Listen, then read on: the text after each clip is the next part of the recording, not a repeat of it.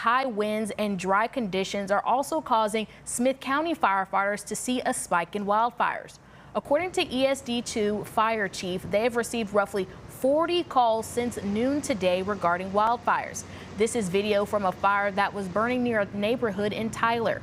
Most fires have been 3 to 5 acres. However, one has reached about 30 acres. While Smith County is not under a burn ban currently, they're asking homeowners to refrain from burning brush piles and be cautious while grilling due to the high volume of fires.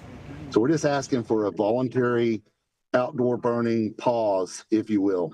We're really going to need some public help here, just so that we don't, burn out a neighborhood or burn out a mobile home park or something worse.